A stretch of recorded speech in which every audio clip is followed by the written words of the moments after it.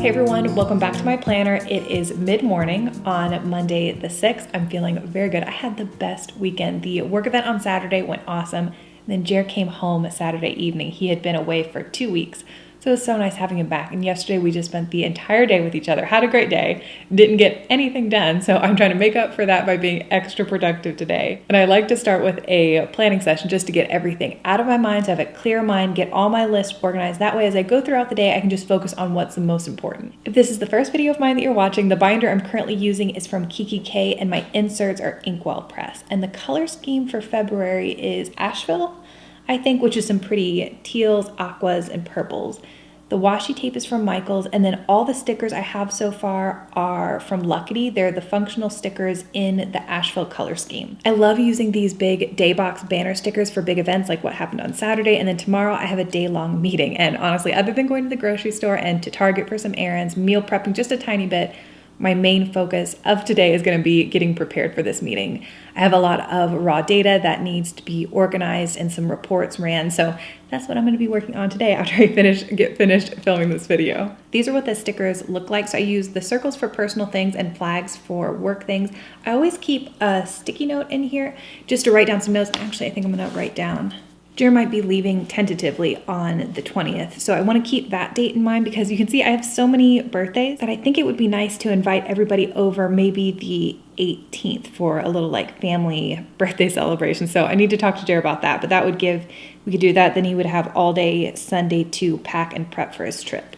So this is what my month looks like so far. I'm actually going to flip back one page and talk about my plan page and my mission board. So if you saw my last planner video, in January, my focus was implementing the David Allen Getting Things Done method into my planner, and it has worked so well. I think this is the most excited I've been about planning since I found Inkwell Press, and I'm not even fully there yet. I'm further along than when I talked to you last about it, but I still have some more to go.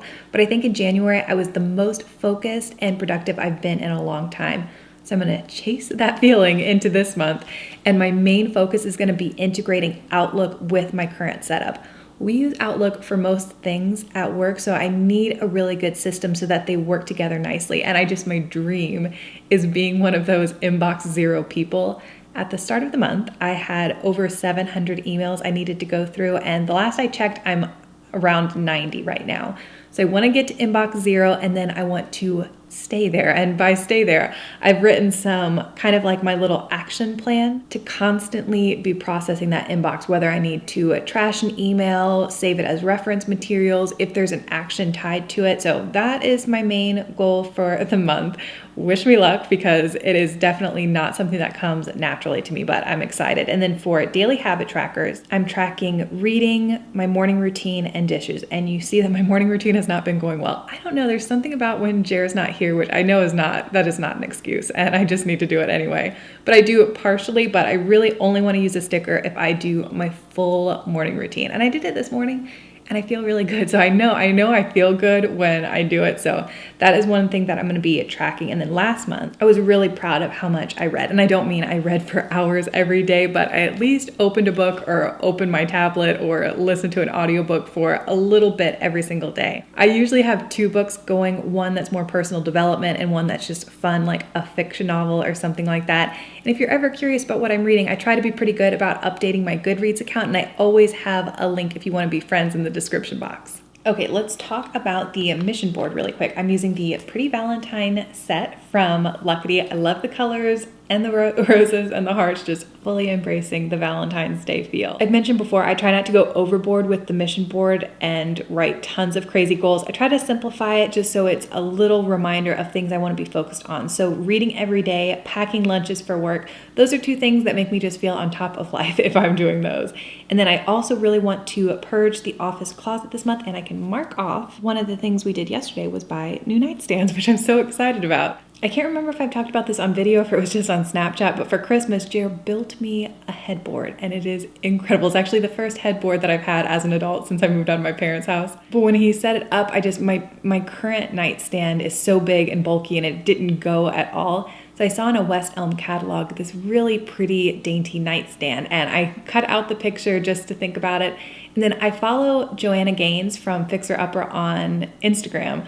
I actually haven't watched this episode yet, but I guess a couple episodes back, she used those nightstands, and the headboard in the house she was remodeling kind of looks like the one that Jer built me, so I took it as a sign. So yesterday we went and picked those up in Tyson's, and he put them up yesterday, and they just look so cute. I'm just really excited to kind of freshen up our bedroom. And the last thing is what I've already mentioned, integrating Outlook and the getting things done method, which I'm very excited about. This is last week, again, keeping it very clean and simple with some very pretty stickers because they make me happy to use, but I'm trying to keep my weekly view down to appointments and events and time-specific tasks, so things that need to be completed on a specific day. I also like to include reminders for myself, like I needed to take something to my mom, I needed to bring my iPad on Saturday. And then for the boxes on the side, I've been using the top one for a chore, the middle one for dinner plans, and then the bottom one, sometimes I leave blank, sometimes I'll use it for my Pomodoro technique or for reminders. And here we have this week. I love the beginning of the week when everything's nice and fresh. I'm gonna start out by putting all my events down for the week.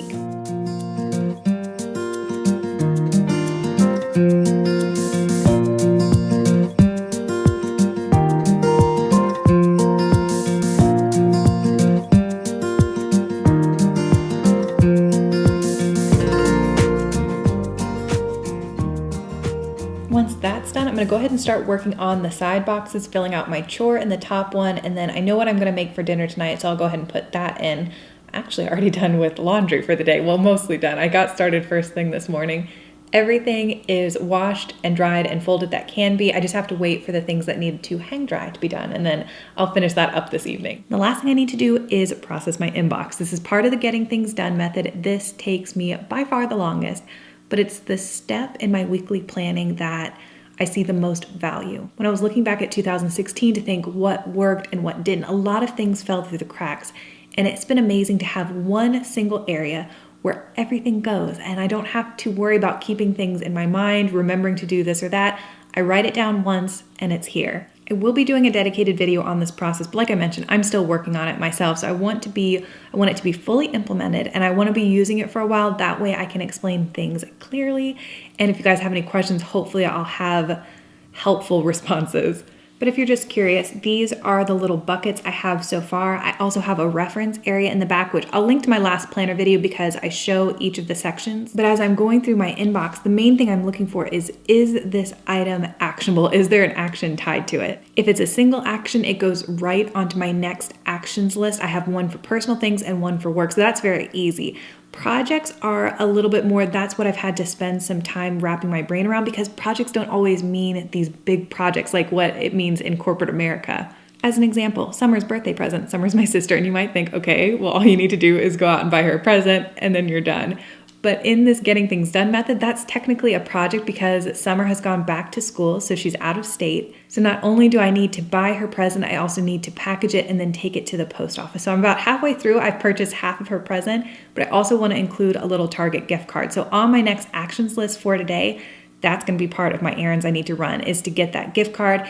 Then the next action will be to package it all up. And then once I'm done with that, then I will write down, take it to the post office. So this is what I mean by I have to be fully into this method before I'm able to explain it, because it is a little bit different than just a traditional to-do list. So I won't make you sit here and process everything in my inbox, but I am going to go ahead and do this right now, and then I'll come back and show you what I have going on in my week. I did want to mention, I asked for recommendations for graph paper or just extra inserts for my planner. You guys gave me so many amazing Etsy stores, and then now I have a little wish list going. Some of the Etsy store papers, while they were very pretty, they were kind of expensive, and I needed something a little bit more budget friendly because I've been going through a lot of paper since I've been doing this. So I ended up going with Handy Forms graph paper. Again, not as pretty as the Inkwell press paper or the different Etsy shops, but the paper quality is actually not bad at all. It's very smooth to write on, and it was a little bit less expensive. So I do think I want to buy from some of the Etsy shops you guys recommended. I just think I'll do some of their more specialty paper inserts that they have. And again, I always try to link as much as I can below, but this Handy Forms paper I think I bought off of Amazon. Okay, this is what my week looks like so far. So the biggest to-do list today, because it's pretty open, Tuesday and Wednesday are fairly busy. I think this is going to come with a lot of work. So once I get through that, I'll reassess on what I'm going to do on Thursday and Friday. But as I was processing my inbox, anything I needed to buy, I wrote down on this card. That way, when I run errands this week, if I go to Target like today, I'm hoping to do that, I'll just pull out this card. That way I don't have to bring my entire planner in with me. But I think that's everything I wanted to talk about today. I hope it was helpful. I have lots to do, so I better go get busy. But if you have any questions, leave them down below, and I'll talk to you guys again very soon.